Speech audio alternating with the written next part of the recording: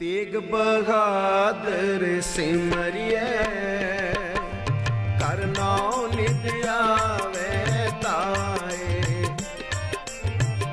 तेग बहादुर सिमरिए कर नाउ नित आवे ताए। सतनाम श्री वाहे गुरु जी। तुमरे गुण क्या कहाँ मेरे सतगुरा। जब गुर बोले हैं तब बिस्म होए जाए। हम जैसे अपराधी अवर कोई राखै। जैसे हम सतगुर राख लिए छड़ाए। तू गुर पिता तू है गुर माता। तू गुर बंदप मेरा सखा सखाए। श्री हर कृष्ण ध्याईऐ जिस डिठै सब दुख जाए। तेग बहादुर सिमरिऐ कर नाउ नित आवे ताए। तेग बहादुर सिमरिऐ कर नाउ नित आवे ताए। सब थाई होए सहाय। परम सन्मानयोग जुगो जुग अटल तख्त चवर छत्र दे मालक सतगुरु श्री गुरु ਗ੍ਰੰਥ ਸਾਹਿਬ ਮਹਾਰਾਜ ਪਾਤਸ਼ਾਹ ਜੀ ਦੀ ਪਾਵਨ ਪਿੱਤਰ ਹਜ਼ੂਰੀ ਅੰਦਰ ਅਤੇ ਦੇਸ਼ ਵਿਦੇਸ਼ ਵਿੱਚ ਜੁੜ ਬੈਠ ਕੇ ਧੰਨ ਗੁਰੂ ਤੇਗ ਬਹਾਦਰ ਮਹਾਰਾਜ ਜੀ ਦੇ 400 ਸਾਲਾ ਆਗਮਨ ਗੁਰਪੁਰਬ ਨੂੰ ਸਮਰਪਿਤ ਹੋ ਕੇ ਆਪ ਸੰਗਤ ਲੜੀਵਾਰ ਸਤਿਗੁਰ ਮਹਾਰਾਜ ਜੀ ਦੀ ਜੀਵਨ ਕਥਾ ਸਰਵਨ ਕਰ ਰਹੇ ਹੋ। ਸਤਿਗੁਰ ਮਹਾਰਾਜ ਬਖਸ਼ਿਸ਼ ਕਰਨ ਵਿੱਚ ਵਰਤਨ ਗੁਰਮਤ ਵਿਚਾਰਾਂ ਦੀ ਸਾਂਝ ਕਰ ਸਕੀਏ। ਆਪ ਸੰਗਤ ਆਸੀਸ ਬਖਸ਼ੋ। ਗੁਰੂ ਗੋਬਿੰਦ ਸਿੰਘ ਮਹਾਰਾਜ ਜੀ ਦੀ ਬਖਸ਼ਿਸ਼ ਫਤਿਹ ਪ੍ਰਵਾਨ ਕਰੋ। ਵਾਹਿਗੁਰੂ ਜੀ ਕਾ ਖਾਲਸਾ ਵਾਹਿਗੁਰੂ ਜੀ ਕੀ ਫਤਿਹ। ਪਿਛਲੇ ਦੀਵਾਨ ਦੇ ਵਿੱਚ ਆਪ ਜੀ ਨੇ ਸਰਵਨ ਕੀਤਾ ਕਿ ਜਿਸ ਸਮੇਂ ਧੰਨ ਗੁਰੂ ਤੇਗ ਬਹਾਦਰ ਸੱਚੇ ਪਾਤਸ਼ਾਹ ਮਹਾਰਾਜ ਜੀ ਪਟਨੇ ਤੋਂ ਚੱਲਣ ਲੱਗੇ ਨੇ। ਮਹਾਰਾਜ ਜੀ ਨੇ ਸੰਗਤ ਨੂੰ ਉੱਥੇ ਉਪਦੇਸ਼ ਦੇਣਾ ਕੀਤਾ। ਸਤਿਗੁਰੂ ਮਹਾਰਾਜ ਜੀ ਨੇ ਸੋਰਠ ਰਾਗ ਦੇ ਅੰਦਰ ਜੋ ਨਰ ਦੁੱਖ ਮੈਂ ਦੁੱਖ ਨਹੀਂ ਮਾਨੇ ਸੁਖ ਸੁਨੇਹ ਅਰ ਪੈ ਨਹੀਂ ਜਾ ਕੇ ਕੰਚਨ ਮਾਟੀ ਮਾਨੇ। ਮਹਾਰਾਜ ਜੀ ਨੇ ਇਹ ਉਪਦੇਸ਼ ਉੱਥੇ ਪਟਨਾ ਸਾਹਿਬ ਤੋਂ ਚੱਲਣ ਵੇਲੇ ਸੰਗਤ ਨੂੰ ਦੇਣਾ ਕੀਤਾ ਹੈ। ਸਤਿਗੁਰ ਮਹਾਰਾਜ ਪਾਤਸ਼ਾਹ ਜੀ ਜਿਸ ਰਸਤੇ ਤੋਂ ਚੱਲੇ ਮਹਾਰਾਜ ਜੀ ਨੇ ਇੱਕ ਤਾਂ ਧੰਨ ਗੁਰੂ ਗੋਬਿੰਦ ਸਿੰਘ ਮਹਾਰਾਜ ਅਤੇ ਪਰਿਵਾਰ ਨੇ ਵੀ ਬਾਅਦ ਵਿੱਚ ਉਸ ਪਟਨੇ ਦੀ ਧਰਤੀ ਤੋਂ ਪੰਜਾਬ ਵਾਲੇ ਪਾਸੇ ਨੂੰ ਆਉਣਾ ਹੈ।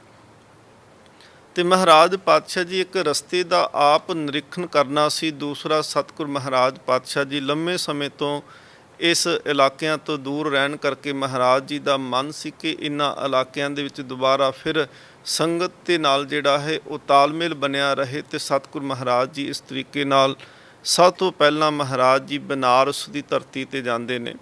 ਵਾਪਸੀ ਦੇ ਸਮੇਂ ਸਤਿਗੁਰ ਮਹਾਰਾਜ ਬਨਾਰਸ ਰੁਕਦਿਆਂ ਲੀਚੀ ਬਾਗ ਦੇ ਅੰਦਰ ਸਤਿਗੁਰ ਮਹਾਰਾਜ ਜੀ ਨੇ ਚਰਨ ਪਾਉਣਾ ਕੀਤੇ। ਉੱਥੋਂ ਦੀ ਸੰਗਤ ਨੂੰ ਸਤਿਗੁਰ ਮਹਾਰਾਜ ਜੀ ਨੇ ਨਾਮ ਬਾਣੀ ਦਾ ਉਪਦੇਸ਼ ਦੇਣਾ ਕੀਤਾ। ਇਸ ਤੋਂ ਅੱਗੇ ਸਤਿਗੁਰ ਮਹਾਰਾਜ ਜੀ ਜੌਨਪੁਰ ਜਾਂਦੇ ਨੇ। ਆਪ ਜੀ ਨੇ ਪਿੱਛੇ ਸਰਵਨ ਕੀਤਾ ਸੀ ਕਿ ਜੌਨਪੁਰ ਦੇ ਰਹਿਣ ਵਾਲੇ ਮਸੰਦ ਸਨ ਭਾਈ ਗੁਰਬਖਸ਼ ਜੀ, ਜਿਨ੍ਹਾਂ ਨੂੰ ਸਤਿਗੁਰ ਮਹਾਰਾਜ ਜੀ ਨੇ ਇਹ ਅਸੀਸ ਦਿੱਤੀ ਸੀ ਕਿ ਤੁਹਾਡੇ ਘਰ ਦੇ ਵਿੱਚ ਕਥਾ ਕੀਰਤਨ ਹਮੇਸ਼ਾ ਰਹੇਗਾ। ਔਰ ਮਹਾਰਾਜ ਜੀ ਨੇ ਜੌਨਪੁਰ ਦੀ ਸੰਗਤ ਨੂੰ ਸਤਿਗੁਰ ਸੱਚੇ ਪਾਤਸ਼ਾਹ ਮਹਾਰਾਜ ਨੇ ਇੱਕ ਮ੍ਰਿਦੰਗ ਵੀ ਦਿੱਤੀ ਸੀ, ਜਿਹਦੇ ਕਰਕੇ ਮ੍ਰਿਦੰਗ ਵਾਲੇ ਸੰਗਤ ਵੀ ਜਿਹੜੀ ਹੈ ਜੌਨਪੁਰ ਦੀ ਮਸ਼ਹੂਰ ਹੋਈ। ਸਤਿਗੁਰ ਮਹਾਰਾਜ ਜੌਨਪੁਰ ਜਾਂਦੇ ਨੇ ਤੇ ਭਾਈ ਗੁਰਬਖਸ਼ ਜੀ ਤੇ ਹੋਰ ਬੇਅੰਤ ਸੰਗਤਾਂ ਨੇ ਆ ਕਰਕੇ ਸਤਿਗੁਰ ਮਹਾਰਾਜ ਜੀ ਦੇ ਚਰਨ ਪਰਸੇ। ਜੌਨਪੁਰ ਤੋਂ ਅਗਲਾ ਪੜਾਅ ਸਤਿਗੁਰ ਮਹਾਰਾਜ ਅਯੋਧਿਆ ਦੀ ਧਰਤੀ ਤੇ ਕਰਦੇ ਆ।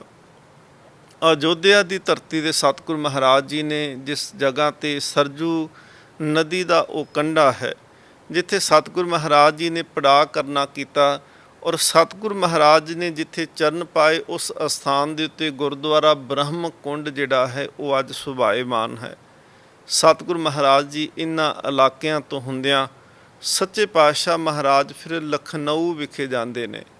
ਲਖਨਊ ਦੀ ਧਰਤੀ ਦੇ ਉੱਪਰ ਸਤਿਗੁਰ ਸੱਚੇ ਪਾਤਸ਼ਾਹ ਧੰਨ ਗੁਰੂ ਅਰਜਨ ਦੇਵ ਮਹਾਰਾਜ ਜੀ ਤੋਂ ਸਿੱਖੀ ਪ੍ਰਾਪਤ ਕੀਤੀ ਹੈ। ਭਾਈ ਚੂਹੜ ਜੀ ਜਿਹੜੇ ਚੋਜੜ ਖੱਤਰੀ ਜਾਤ ਦੇ ਨਾਲ ਜਿਨ੍ਹਾਂ ਦਾ ਸੰਬੰਧ ਸੀ, ਉਹਨਾਂ ਨੇ ਇਸ ਲਖਨਊ ਦੇ ਇਲਾਕੇ ਦੇ ਵਿੱਚ ਬਹੁਤ ਪ੍ਰਚਾਰ ਕੀਤਾ।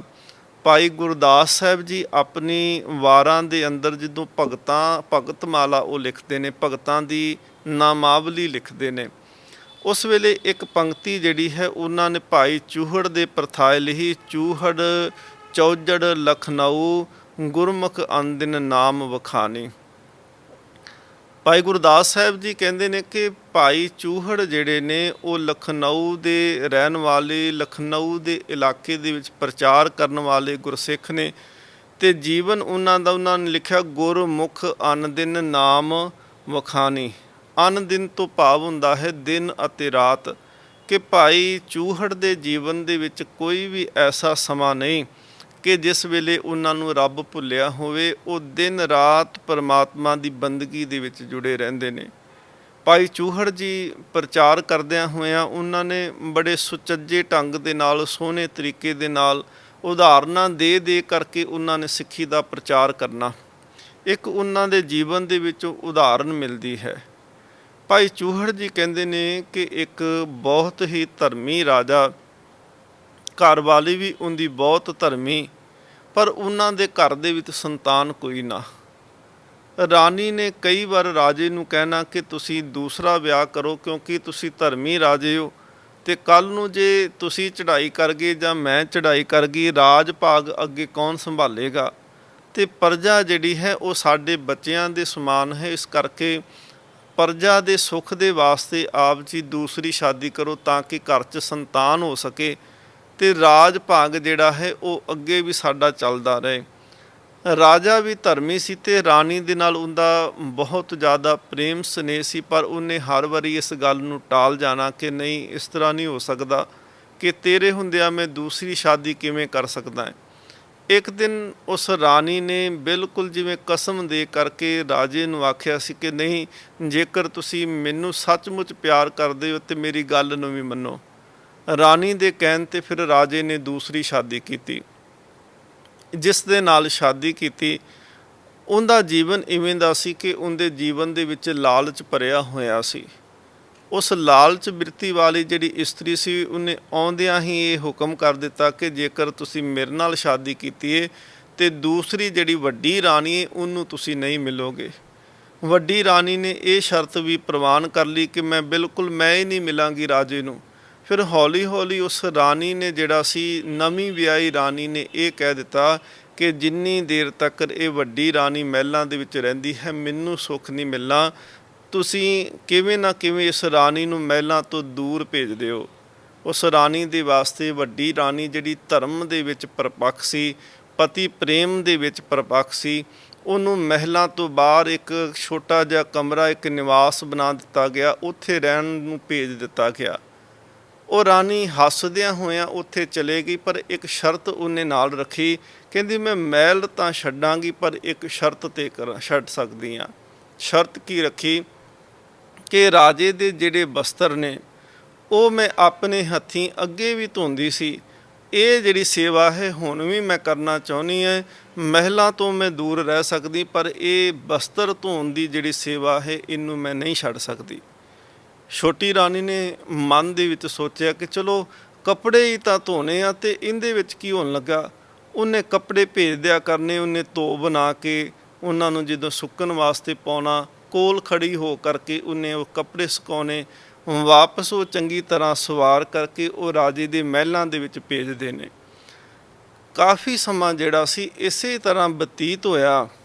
ਹੁਣ ਛੋਟੀ ਰਾਣੀ ਜਿਹੜੀਆਂ ਗੋਲੀਆਂ ਸੀ ਉਹਨਾਂ ਨੂੰ ਪੁੱਛਦੀ ਹੈ ਕਿ ਰਾਣੀ ਵੱਡੀ ਮਹਿਲਾਂ ਤੋਂ ਦੂਰ ਰਹਿੰਦੀ ਹੈ, ਉਹਦੇ ਕੋਲ ਕੋਈ ਸੁੱਖ ਸਹੂਲਤ ਵੀ ਕੋਈ ਚੰਗੀ ਨਹੀਂ, ਉਹ ਕੱਪੜੇ ਧੋ ਕੇ ਭੇਜ ਦਿੰਦੀ। ਕਦੀ ਉਹਨੇ ਮਨ ਦੇ ਵਿੱਚ ਇਹ ਨਹੀਂ ਇੱਛਾ ਜ਼ਾਹਰ ਕੀਤੀ ਕਿ ਮੈਂ ਰਾਜੇ ਨੂੰ ਮਿਲਣਾ ਚਾਹੁੰਦੀ ਹਾਂ।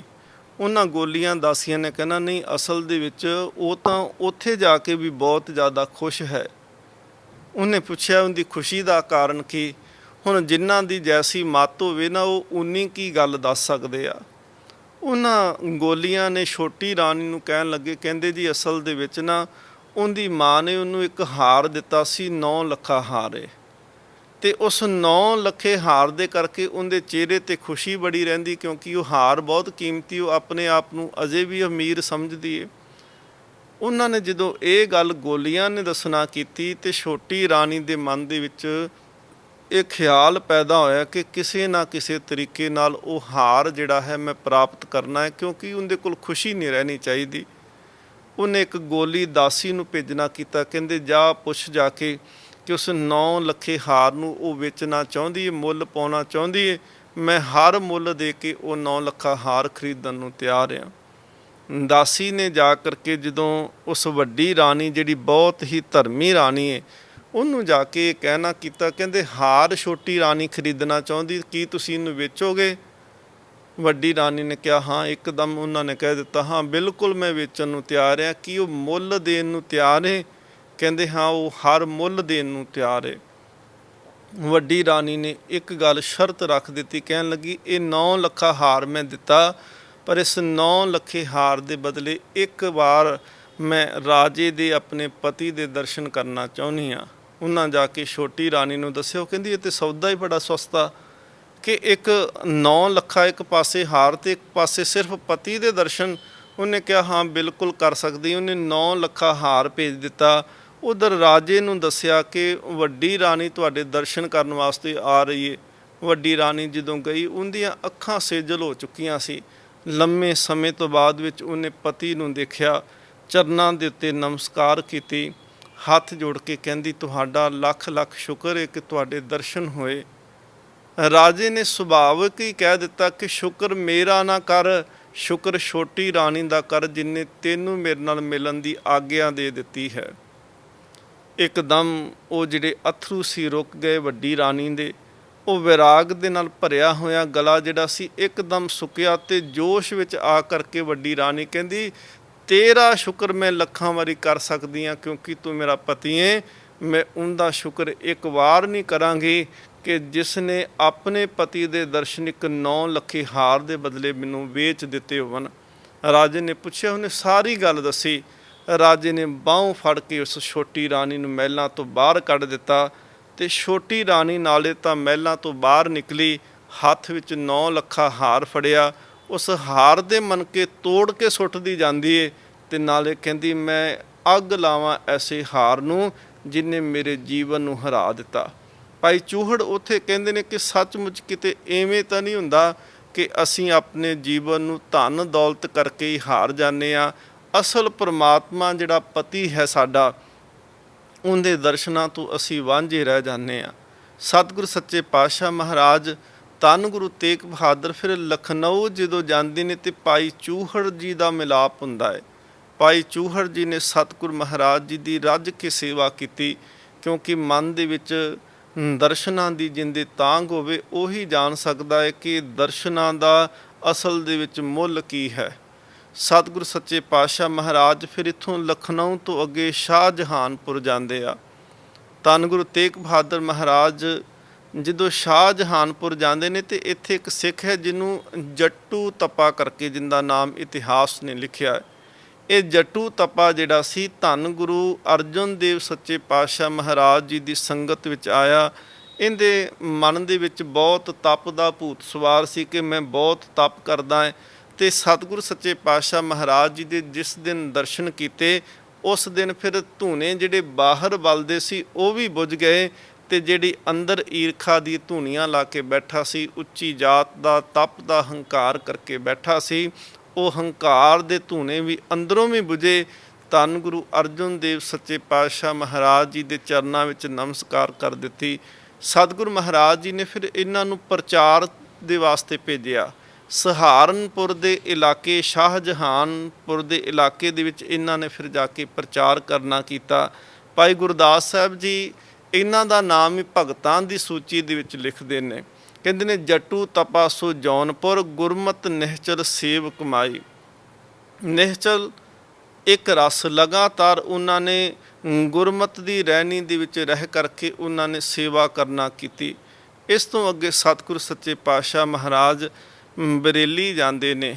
ਬਰੇਲੀ ਸਤਿਗੁਰ ਸੱਚੇ ਪਾਤਸ਼ਾਹ ਜੀ ਨੇ ਕਾਸ਼ੀ ਮੈਦਾਨ ਜਿਹੜਾ ਜੰਗਲ ਦੇ ਵਿੱਚ ਪੈਂਦਾ ਸੀ, ਉੱਥੇ ਮਹਾਰਾਜ ਜੀ ਨੇ ਡੇਰਾ ਕਰਨਾ ਕੀਤਾ। ਸਤਿਗੁਰੂ ਸੱਚੇ ਪਾਤਸ਼ਾਹ ਮਹਾਰਾਜ ਜੀ ਨੇ ਇਸ ਸਥਾਨ 'ਤੇ ਜਿੱਥੇ ਡੇਰਾ ਕੀਤੇ ਉੱਥੇ ਫਿਰ ਨਗਰ ਵਸਿਆ। ਵਿਦਵਾਨ ਸੱਜਣ ਲਿਖਦੇ ਨੇ ਤਜ ਪਟਨਾ ਕਾਸ਼ੀ ਪੁਨ ਥਏ ਤਹ ਤੇ ਜਾਤ ਅਯੁੱਧਿਆ ਪਏ। ਉਹ ਸਤਿਗੁਰੂ ਮਹਾਰਾਜ ਜੀ ਦੇ ਇਸ ਦੌਰੇ ਨੂੰ ਕਿ ਪਟਨੇ ਦੀ ਧਰਤੀ ਤੋਂ ਮਹਾਰਾਜ ਜਿਸ ਵੇਲੇ ਇਹ ਪੰਜਾਬ ਦੀ ਧਰਤੀ ਨੂੰ ਚੱਲਦੇ ਨੇ ਤੇ ਉਹਨਾਂ ਦਾ ਜ਼ਿਕਰ ਕਰਦਿਆਂ ਲਿਖਦੇ ਨੇ ਕਿ ਤਜ ਪਟਨਾ ਕਾਸ਼ੀ ਪੁਨ ਥਏ। ਸਤਿਗੁਰੂ ਮਹਾਰਾਜ ਪਟਨੇ ਤੋਂ ਚੱਲ ਕੇ ਕਾਸ਼ੀ ਪਹੁੰਚੇ, ਤਹਿਤੇ ਜਾਤ ਅਯੁੱਧਿਆ ਪਏ। ਸਤਿਗੁਰੂ ਸੱਚੇ ਪਾਤਸ਼ਾਹ ਮਹਾਰਾਜ ਉੱਥੋਂ ਫਿਰ ਅਯੁੱਧਿਆ ਗਏ। ਆਗੇ ਪੰਥ ਚਲਤ ਜਬ ਭਏ ਲਖਨਾਏ ਕੇ ਨਿਕਟ ਸਦਏ। ਆਗੇ ਪੰਥ ਚਲਤ, ਸਤਿਗੁਰੂ ਮਹਾਰਾਜ ਪੰਥ ਤੇ ਰਸਤੇ ਤੇ ਮਾਰਗ ਤੇ ਚੱਲਦਿਆਂ ਹੋਇਆਂ ਮਹਾਰਾਜ ਫਿਰ ਲਖਨਊ ਪਹੁੰਚੇ। ਤਹਿਕੀ ਸੰਗਤ ਪ੍ਰੇਮ ਪ੍ਰਕਾਸ਼ਾ ਪਗ ਪੰਕਜ ਮਹਿ ਕੀਨ ਨਿਵਾਸਾ। ਤੇ ਸਤਿਗੁਰੂ ਮਹਾਰਾਜ ਪਾਤਸ਼ਾਹ ਜੀ ਨੇ ਜਦੋਂ ਜਾਂਦੇ ਨੇ ਲਖਨਊ ਗਏ, ਸਤਿਗੁਰੂ ਮਹਾਰਾਜ ਬਰੇਲੀ ਗਏ, ਸ਼ਾਹਜਹਾਨਪੁਰ ਜਾਂਦੇ ਨੇ ਤੇ ਸੰਗਤ ਨੇ ਜਿਹੜਾ ਸੀ ਬਹੁਤ ਸਤਿਗੁਰੂ ਮਹਾਰਾਜ ਜੀ ਦੇ ਨਾਲ ਪ੍ਰੇਮ ਕੀਤਾ। ਚਰਨਾਂ ਦੇ ਉੱਤੋਂ ਬਲਿਹਾਰ ਜਾਂਦੇ ਨੇ। ਜਿਵੇਂ ਭੱਟ ਸਾਹਿਬਾਨ ਲਿਖਦੇ ਨੇ ਕਿ ਸਤਿਗੁਰੂ ਸੱਚੇ ਪਾਤਸ਼ਾਹ ਮਹਾਰਾਜ ਆਪ ਜੀ ਦੇ ਚਰਨ ਜਿਹੜੇ ਨੇ ਉਹ ਕਮਲ ਦੇ ਫੁੱਲਾਂ ਵਾਂਗ ਨੇ ਤੇ ਸਿੱਖ ਜਿਹੜੇ ਨੇ ਉਹ ਭੌਰੇ ਦੇ ਸਮਾਨ ਨੇ ਤੇ ਆਪ ਜੀ ਦੇ ਚਰਨਾਂ ਤੋਂ ਹਰ ਵੇਲੇ ਸਿੱਖ ਜਿਹੜੇ ਆ ਉਹ ਬਲਿਹਾਰ ਜਾਣ ਵਾਸਤੇ ਤਿਆਰ ਰਹਿੰਦੇ ਨੇ ਕਿ ਸਤਿਗੁਰੂ ਮਹਾਰਾਜ ਪਾਤਸ਼ਾਹ ਜੀ ਕਿਹੜੇ ਵੇਲੇ ਆਪ ਜੀ ਹੁਕਮ ਕਰੋ ਤੇ ਆਪ ਜੀ ਦੇ ਚਰਨਾਂ ਤੋਂ ਅਸੀਂ ਸਦਕੇ ਜਾ ਸਕਦੇ ਹਾਂ। ਏਕ ਨਿਸ ਹਮਕੋ ਨਿਸਤਾਰੋ ਪੁਨੇ ਬਰੇਲੀ ਔਰ ਪਧਾਰੋ। ਮਹਾਰਾਜ ਪਾਤਸ਼ਾਹ ਜੀ ਫਿਰ ਬਰੇਲੀ ਜਾਂਦੇ ਆ। ਬਰੇਲੀ ਤੋਂ ਸਤਿਗੁਰੂ ਮਹਾਰਾਜ ਪੀਲੀਭੀਤ ਗਏ ਤੇ ਪੀਲੀਭੀਤ ਤੋਂ ਮਹਾਰਾਜ ਜੀ ਨਾਨਕ ਮੱਤੇ ਜਾਂਦੇ ਆ। ਧੰਨ ਗੁਰੂ ਤੇਗ ਬਹਾਦਰ ਸੱਚੇ ਪਾਤਸ਼ਾਹ ਮਹਾਰਾਜ ਨੇ ਫਿਰ ਜਿਸ ਥਾਂ ਦੇ ਉੱਤੇ ਸਤਿਗੁਰੂ ਮਹਾਰਾਜ ਜੀ ਗੁਰੂ ਨਾਨਕ ਦੇਵ ਜੀ ਨੇ ਚਰਨ ਪਾਏ ਸਨ, ਉਹਨਾਂ ਦੇ ਅਸਥਾਨ ਜਿਹੜੇ ਸੁਭਾਏਮਾਨ ਸਨ। ਜਿਵੇਂ ਮੁਰਾਦਾਬਾਦ ਦੇ ਅੰਦਰ ਸੀ, ਸਤਿਗੁਰੂ ਮਹਾਰਾਜ ਨੇ ਰਾਮ ਗੰਗਾ ਕਿਨਾਰੇ ਡੇਰਾ ਵੀ ਕੀਤਾ। ਗੁਰ ਅਸਥਾਨ ਜਿਹੜੇ ਸਨ ਗੁਰੂ ਨਾਨਕ ਦੇਵ ਸੱਚੇ ਪਾਤਸ਼ਾਹ ਮਹਾਰਾਜ ਜੀ ਦੇ ਪੀਲੀਭੀਤ, ਨਾਨਕ ਮਤਾ ਇਤਿਆਦਿਕ ਜਿਹੜੇ ਅਸਥਾਨ ਸਨ, ਸਤਿਗੁਰੂ ਮਹਾਰਾਜ ਜੀ ਦੇ ਅਸਥਾਨਾਂ ਦੀ ਦੁਬਾਰਾ ਸੇਵਾ ਕਰਾਉਣਾ ਕੀਤੀ, ਸੰਗਤ ਨੂੰ ਪ੍ਰੇਰਿਤ ਕਰਨਾ ਕੀਤਾ। ਸਤਿਗੁਰੂ ਸੱਚੇ ਪਾਤਸ਼ਾਹ ਮਹਾਰਾਜ ਨੇ ਫਿਰ ਇਸ ਤਰੀਕੇ ਦੇ ਨਾਲ ਜਿਹੜਾ ਸੀ ਉਹ ਸੰਗਤ ਨੂੰ ਨਾਲ ਤਾਂ ਉਪਦੇਸ਼ ਦਿੰਦੇ ਜਾਂਦੇ ਨੇ ਔਰ ਸੱਚੇ ਪਾਤਸ਼ਾਹ ਧੰਨ ਗੁਰੂ ਨਾਨਕ ਦੇਵ ਮਹਾਰਾਜ ਜੀ ਦੇ ਪਾਵਨ ਅਸਥਾਨ ਜਿੱਥੇ ਗੁਰੂ ਨਾਨਕ ਦੇਵ ਮਹਾਰਾਜ ਜੀ ਨੇ ਚਰਨ ਪਾਏ ਸਨ, ਉਹਨਾਂ ਅਸਥਾਨਾਂ ਦੀ ਵੀ ਮਹਾਰਾਜ ਜੀ ਨੇ ਸੇਵਾ ਕਰਾਈ। ਸਤਿਗੁਰੂ ਸੱਚੇ ਪਾਤਸ਼ਾਹ ਮਹਾਰਾਜ ਜੀ ਨੂੰ ਇਸੇ ਹੀ ਅਸਥਾਨ ਮੁਰਾਦਾਬਾਦ ਦੀ ਧਰਤੀ ਦੇ ਉੱਤੇ ਸਤਿਗੁਰੂ ਗੁਰੂ ਤੇਗ ਬਹਾਦਰ ਮਹਾਰਾਜ ਜੀ ਨੂੰ ਕਿਸੇ ਨੇ ਬੇਨਤੀ ਕੀਤੀ। ਸਿੱਖ ਆਖਦੇ ਨੇ ਮਹਾਰਾਜ ਇਹ ਜੀਵ ਜਿਹੜਾ ਹੈ ਇਹ ਅਮਰ ਕਿਵੇਂ ਹੋ ਸਕਦਾ ਹੈ? ਜੀਵ ਮਰਨ ਤੋਂ ਰਹਿਤ ਉਹਦਾ ਜੀਵਨ ਕਿਵੇਂ ਹੋ ਸਕਦਾ ਹੈ? ਕਿਉਂਕਿ ਹਰ ਜਿਹੜਾ ਜੀਵ ਹੈ, ਹਰ ਇਨਸਾਨ ਜਿਹੜਾ ਹੈ ਨਾ, ਉਹ ਮੌਤ ਦੇ ਚੱਕਰ ਦੇ ਵਿੱਚ ਵੱਜਿਆ ਹੋਇਆ ਹੈ। ਮੌਤ ਦਾ ਜਿਹੜਾ ਡੰਡਾ ਹੈ ਉਹ ਹਰ ਇੱਕ ਦੇ ਸਿਰ ਦੇ ਉੱਪਰ ਬੈਠਿਆ ਹੋਇਆ। ਜਿਵੇਂ ਸਤਿਗੁਰੂ ਸੱਚੇ ਪਾਤਸ਼ਾਹ ਮਹਾਰਾਜ ਪਾਵਨ ਬਾਣੀ ਦੇ ਵਿੱਚ ਕਿਰਪਾ ਕੀਤੀ ਹੈ। ਮਹਾਰਾਜ ਕਹਿੰਦੇ ਨੇ ਕਿ ਮਰਨ ਲਿਖਾਏ ਮੰਡਲ ਮਹਿ ਆਏ, ਕਿ ਜੀਵ ਦਾ ਜਿਸ ਦਿਨ ਜੀਵਨ ਸਾਜਿਆ ਜਾਂਦਾ ਹੈ, ਜਿਸ ਦਿਨ ਉਹਦੇ ਸਰੀਰ ਦਾ ਵਿਕਾਸ ਹੋਣਾ ਹੈ, ਜਿਸ ਦਿਨ ਉਹਨੇ ਧਰਤੀ ਦੇ ਉੱਪਰ ਆਉਣਾ ਹੈ, ਮਾਂ ਦੀ ਕੁੱਖ ਦੇ ਵਿੱਚ ਆਉਣ ਤੋਂ ਪਹਿਲਾਂ ਹੀ ਜੀਵ ਜਿਹੜਾ ਹੈ ਉਹਦੇ ਇਸ ਸੰਸਾਰ ਤੋਂ ਜਾਣ ਦਾ ਦਿਨ ਨਿਸ਼ਚਿਤ ਹੋ ਜਾਂਦਾ ਹੈ। ਔਰ ਸਤਿਗੁਰ ਸੱਚੇ ਪਾਤਸ਼ਾਹ ਮਹਾਰਾਜ ਜਾਂ ਭਾਈ ਗੁਰਦਾਸ ਸਾਹਿਬ ਜੀ ਦੇ ਵੀ ਅਸੀਂ ਬਚਨ ਪੜ੍ਹਦੇ ਹਾਂ ਕਿ ਵਾਸਨਾ ਬੱਧਾ ਆਵੇ ਜਾਏ, ਕਿ ਵਾਸਨਾ ਦੇ ਵਿੱਚ ਬੱਧਾ ਵਾਸ਼ਨਾਵਾਂ ਜਿਹੜੀਆਂ ਨੇ, ਮਹਾਰਾਜ ਕਹਿੰਦੇ ਨੇ ਕਰਮੀ ਆਵੇ ਕੱਪੜਾ ਨਦਰੀ ਮੋਖ ਦੁਆਰ। ਕਿ ਇਹ ਵਾਸ਼ਨਾ ਬਾਰ-ਬਾਰ ਦਾ ਜਨਮ ਕਰਵਾ ਦਿੰਦੀਆਂ ਨੇ। ਵਾਸ਼ਨਾ ਕਰਕੇ ਹੀ ਬਾਰ-ਬਾਰ ਜੀਵ ਜੰਮਦਾ ਹੈ, ਫਿਰ ਮਰਦਾ ਹੈ, ਫਿਰ ਜੰਮਦਾ ਹੈ, ਫਿਰ ਮਰਦਾ ਹੈ। ਸਤਿਗੁਰੂ ਮਹਾਰਾਜ ਪਾਤਸ਼ਾਹ ਜੀ ਕਿਰਪਾ ਕੀਤੀ। ਮਹਾਰਾਜ ਕਹਿੰਦੇ ਨੇ ਜੰਮ ਮਰੇ, ਮਰੇ ਫਿਰ ਜੰਮੇ, ਬਹੁਤ ਸਜਾਏ ਪਿਆ ਦੇਸ ਲੰਮੇ। ਇਹ ਸਭ ਤੋਂ ਵੱਡੀ ਸਜ਼ਾ ਹੋ ਜਾਂਦੀ ਹੈ ਕਿ ਬਾਰ-ਬਾਰ ਜਨਮ ਮਿਲ ਜਾਣਾ। ਤੇ ਜੇ ਬਾਰ-ਬਾਰ ਜਨਮ ਮਿਲੇਗਾ ਤੇ ਮਹਾਰਾਜ ਕਹਿੰਦੇ ਨੇ ਫਿਰ ਉਸ ਜਨਮ ਤੋਂ ਬਾਅਦ ਵਿੱਚ ਮੌਤ ਵੀ ਨਿਸ਼ਚਿਤ ਹੈ। ਸਤਿਗੁਰ ਸੱਚੇ ਪਾਤਸ਼ਾਹ ਮਹਾਰਾਜ ਨੂੰ ਸਿੱਖ ਨੇ ਸਵਾਲ ਕਰਨਾ ਕੀਤਾ, ਕਹਿਣ ਲੱਗੇ ਮਹਾਰਾਜ ਇਹ ਜੀਵ ਅਮਰ ਕਿਵੇਂ ਹੋ ਸਕਦਾ ਹੈ? ਸੱਚੇ ਪਾਤਸ਼ਾਹ ਮਹਾਰਾਜ ਜੀ ਨੇ ਕਿਰਪਾ ਕੀਤੀ, ਕਹਿਣ ਲੱਗੇ ਕਿ ਹਉਮੈ ਨੂੰ ਮਾਰੇ ਤਾਂ ਇਹ ਜੀਵਨ ਜਿਹੜਾ ਹੈ ਉਹ ਅਮਰ ਹੋ ਸਕਦਾ ਹੈ, ਜੀਵ ਦਾ ਜੀਵਨ ਜਿਹੜਾ ਹੈ ਉਹ ਸਫਲ ਹੋ ਸਕਦਾ ਹੈ। ਸਤਿਗੁਰੂ ਸੱਚੇ ਪਾਤਸ਼ਾਹ ਮਹਾਰਾਜ ਕਹਿੰਦੇ ਨੇ ਇਹ ਹਉਮੈ ਹੀ ਹੈ, ਇਹ ਹੰਕਾਰ ਹੀ ਹੈ, ਜਿੰਦੇ ਕਰਕੇ ਜੀਵ ਜਿਹੜਾ ਹੈ ਉਹ ਬਾਰ-ਬਾਰ ਜੰਮਦਾ ਤੇ ਮਰਦਾ ਰਹਿੰਦਾ ਹੈ। ਸਤਿਗੁਰੂ ਸੱਚੇ ਪਾਤਸ਼ਾਹ ਮਹਾਰਾਜ ਫਿਰ ਇਸ ਤੋਂ ਅੱਗੇ ਲਖਨੌਰ ਜਾਂਦੇ ਨੇ। ਇਹ ਲਖਨੌਰ ਦੀ ਉਹੀ ਧਰਤੀ ਹੈ ਜਿਸ ਧਰਤੀ ਦੇ ਉੱਤੇ ਸਤਿਗੁਰੂ ਸੱਚੇ ਪਾਤਸ਼ਾਹ ਮਹਾਰਾਜ ਜੀ ਦੇ ਮਹਿਲ ਮਾਤਾ ਗੁਜਰੀ ਜੀ ਦੇ ਪਿਤਾ ਜੀ ਭਾਈ ਲਾਲ ਚੰਦ ਜੀ ਇੱਥੇ ਨਿਵਾਸ ਕਰਿਆ ਕਰਦੇ ਸੀ। ਲਖਨੌਰ ਦੀ ਧਰਤੀ ਦੇ ਉੱਤੇ ਇੱਕ ਖੂਹ ਹੈ, ਜਿਸ ਖੂਹ ਦੇ ਪਾਣੀ ਦੇ ਨਾਲ ਘਰਾਂ ਦੇ ਵਿੱਚ ਦਾਲ ਬਣਦੀ ਹੈ। ਜੇਕਰ ਉਸ ਖੂਹ ਦੇ ਪਾਣੀ ਤੋਂ ਬਗੈਰ ਕੋਈ ਆਪਣੇ ਘਰ ਦੇ ਪਾਣੀ ਦੇ ਨਾਲ ਕੋਈ ਦਾਲ ਬਣਾਵੇ, ਉਹ ਦਾਲ ਗਲਦੀ ਨਹੀਂ। ਜੇਕਰ ਉਹ ਖੂਹ ਦੇ ਵਿੱਚੋਂ, ਜਿੱਥੇ ਮਾਤਾ ਗੁਜਰੀ ਜੀ ਦਾ ਖੂਹ ਨੂੰ ਕਿਹਾ ਜਾਂਦਾ ਹੈ, ਉਸ ਖੂਹ ਦੇ ਪਾਣੀ ਨਾਲ, ਉਸ ਖੂਹ ਦੇ ਪਾਣੀ ਵਿੱਚ ਇਹ ਤਸੀਰ ਹੈ, ਇਹ ਸ਼ਕਤੀ ਹੈ ਕਿ ਉਹਦੇ ਨਾਲ ਹੀ ਦਾਲ ਉੱਥੋਂ ਦੀ ਗਲਦੀ ਹੈ। ਸਤਿਗੁਰ ਸੱਚੇ ਪਾਤਸ਼ਾਹ ਮਹਾਰਾਜ ਫਿਰ ਸਤੰਬਰ ਦੇ ਮਹੀਨੇ 1670 ਦੇ ਅੰਦਰ ਮਹਾਰਾਜ ਪਾਤਸ਼ਾਹ ਜੀ ਲਖਨੌਰ ਜਾਂਦੇ ਆ। ਸਤਿਗੁਰ ਮਹਾਰਾਜ ਲਖਨੌਰ ਗਏ। ਉੱਥੇ ਸਤਿਗੁਰ ਮਹਾਰਾਜ ਜੀ ਨੂੰ ਬੇਨਤੀ ਕੀਤੀ ਕਿਸੇ ਸਿੱਖ ਨੇ, ਕਹਿਣ ਲੱਗੇ ਮਹਾਰਾਜ ਇਹ ਮਨ ਰੂਪੀ ਜਿਹੜਾ ਸ਼ੀਸ਼ਾ ਹੈ ਇਹਨੂੰ ਕਿਵੇਂ ਸਾਫ਼ ਕਰੀਏ? ਸਾਡਾ ਮਨ ਰੂਪੀ ਸ਼ੀਸ਼ਾ ਹੀ ਧੁੰਦਲਾ ਹੋ ਚੁੱਕਿਆ ਹੈ। ਸਤਿਗੁਰ ਸੱਚੇ ਪਾਤਸ਼ਾਹ ਮਹਾਰਾਜ ਕਿਹੜੇ ਤਰੀਕੇ ਦੇ ਨਾਲ ਇਹ ਸਾਫ਼ ਹੋ ਸਕਦਾ ਹੈ? ਤੇ ਧੰਨ ਗੁਰੂ ਤੇਗ ਬਹਾਦਰ ਮਹਾਰਾਜ ਜੀ ਨੇ ਉਸ ਵੇਲੇ ਫਿਰ ਗੁਰੂ ਅਰਜਨ ਦੇਵ ਮਹਾਰਾਜ ਸੱਚੇ ਪਾਤਸ਼ਾਹ ਜੀ ਦੀ ਬਾਣੀ ਸ਼੍ਰੀ ਸੁਖਮਨੀ ਸਾਹਿਬ ਦੇ ਅੰਦਰੋਂ ਅਸ਼ਟਪਦੀ ਜਿਹੜੀ ਹੈ 9ਵੀਂ ਅਸ਼ਟਪਦੀ ਦੀ ਪਹਿਲੀ ਪੌੜੀ ਸਤਿਗੁਰ ਮਹਾਰਾਜ ਜੀ ਨੇ ਸੁਣਾਉਣਾ ਕੀਤੀ ਕਿ ਮਿਥਿਆ ਨਾਹੀਂ ਰਸਨਾ ਪਰਸ। ਪਹਿਲੀ ਤਾਂ ਗੱਲ ਕਿ ਜੀਵ ਦੇ ਨਾਲ ਜਿਹੜਾ ਹੈ ਉਹ ਮਿਥਿਆ ਝੂਠ ਨਹੀਂ ਬੋਲਣਾ। ਮਹਾਰਾਜ ਕਹਿੰਦੇ ਨੇ ਫਿਰ ਮਨ ਦੇ ਵਿੱਚ ਕੀ ਹੋਵੇ? ਮਨ ਮਹਿ ਪ੍ਰੀਤ ਨਿਰੰਜਨ ਦਰਸ। ਮਨ ਦੇ ਵਿੱਚ ਇੱਕ ਹੀ ਇੱਛਾ ਹੋਵੇ ਕਿ ਮੈਂ ਪਰਮਾਤਮਾ ਵਾਹਿਗੁਰੂ ਉਸ ਨਿਰੰਕਾਰ ਦੇ, ਉਸ ਨਿਰੰਜਨ ਦੇ ਦਰਸ਼ਨ ਕਰਨੇ ਹਨ। ਪਰ ਤ੍ਰੈ ਰੂਪ ਨਾ ਪੇਖੈ ਨੇਤਰ। ਹੁਣ ਪਰ ਜਿਹੜਾ ਰੂਪ ਹੈ, ਪਰਾਈ ਇਸਤਰੀ ਜਿਹੜੀ ਹੈ ਜਾਂ ਪਰਾਇਆ ਪੁਰਸ਼ ਦਾ ਰੂਪ ਹੈ, ਸਤਿਗੁਰੂ ਮਹਾਰਾਜ ਪਾਤਸ਼ਾਹ ਜੀ ਕਹਿੰਦੇ ਨੇ ਪਰ ਤ੍ਰੈ ਦੇ ਵੈਸੇ ਅਰਥ ਜਿਹੜੇ ਨੇ ਉਹ ਇਸਤਰੀ ਹੀ ਕੀਤਾ ਜਾਂਦਾ ਹੈ। ਤੇ ਮਹਾਰਾਜ ਕਹਿੰਦੇ ਨੇ ਕਿ ਅੰਦਰੋਂ ਵਾਸਨਾ ਖਤਮ ਹੋ ਚੁੱਕੀ ਹੋਵੇ, ਪਰਾਇਆ ਰੂਪ ਨਾ ਨੇਤਰ ਅੱਖਾਂ ਵੇਖਦੀਆਂ ਹੋਵਨ। ਸਤਿਗੁਰੂ ਕਹਿੰਦੇ ਨੇ ਸਾਧ ਕੀ ਟਹਿਲ ਸੰਤ ਸੰਗ ਹੇਤ, ਤੇ ਗੁਰਮੁਖ ਪਿਆਰੇ ਨਾਮ ਜਪਣ ਵਾਲਿਆਂ ਦੀ ਜੀਵ ਸੰਗਤ ਕਰਦਾ ਹੋਵੇ, ਕਰਨ ਨਾ ਸੁਨੇ ਕਾਹੂ ਕੀ ਨਿੰਦਾ। ਹੁਣ ਮਹਾਰਾਜ ਨੇ ਦੇਖੋ ਇੱਕ ਪਾਸੇ ਕਹਿੰਦੇ ਨੇ ਕਿ ਰਸਨਾ ਜਿਹੜੀ ਹੈ ਉਹ ਝੂਠ ਨਾ ਬੋਲੇ, ਜੀਵ ਦਾ ਵੀ ਹੁਕਮ ਕਰ ਦਿੱਤਾ ਕਿ ਜੀਵ ਦਾ ਕੀ ਕੰਮ ਹੈ। ਦੂਸਰਾ ਸਤਿਗੁਰੂ ਮਹਾਰਾਜ ਕਹਿੰਦੇ ਨੇ ਪਰਤਰੇ ਰੂਪ ਨਾ ਪੇਖੇ ਨੇਤਰ। ਅੱਖਾਂ ਜਿਹੜੀਆਂ ਨੇ ਉਹ ਮਾੜਾ ਨਾ ਦੇਖਣ, ਅੱਖਾਂ ਦੇ ਉੱਤੇ ਵੀ ਮਹਾਰਾਜ ਨੇ ਉਪਦੇਸ਼ ਕਰ ਦਿੱਤਾ। ਤੀਸਰਾ ਸਤਿਗੁਰੂ ਮਹਾਰਾਜ ਕਹਿੰਦੇ ਨੇ ਕਰਨ ਨਾ ਸੁਣੇ ਕਾਹੂ ਕੀ ਨਿੰਦਾ। ਕੰਨਾਂ ਦੇ ਵਾਸਤੇ ਵੀ ਮਹਾਰਾਜ ਉਪਦੇਸ਼ ਕਰਦੇ ਨੇ ਕਿ ਕੰਨਾਂ ਦੇ ਨਾਲ ਨਿੰਦਿਆ ਨਹੀਂ ਸੁਣਨੀ, ਹੋ ਸਕੇ ਤਾਂ ਇਹਨਾਂ ਨਾਲ ਵੱਧ ਤੋਂ ਵੱਧ ਨਾਮ ਸੁਣੋ। ਸਭ ਤੇ ਜਾਣੇ ਆਪਸ ਕੋ ਮੰਦਾ। ਤੇ ਕਿਸੇ ਦੀ ਨਿੰਦਿਆ ਸੁਣ ਕੇ ਜਾਂ ਆਪਣੀ ਵਡਿਆਈ ਸੁਣ ਕੇ ਹੰਕਾਰ ਨਾ ਕਰੀ, ਆਪਣੇ ਆਪ ਨੂੰ ਸਾਰਿਆਂ ਤੋਂ ਨੀਵਾਂ ਜਾਣੀ। ਗੁਰ ਪ੍ਰਸਾਦ ਵਿਖਿਆ ਪਰ ਹਰੇ, ਗੁਰੂ ਦੀ ਕਿਰਪਾ ਮੰਗਿਆ ਕਰ। ਗੁਰੂ ਦੀ ਕਿਰਪਾ ਦੇ ਨਾਲ ਹਉਮੈ ਹੰਕਾਰ ਵਿਖਿਆ ਜ਼ਹਿਰ ਜਿਹੜਾ ਹੈ ਉਹ ਜੀਵਨ 'ਚੋਂ ਚਲੇ ਜਾਂਦਾ ਹੈ।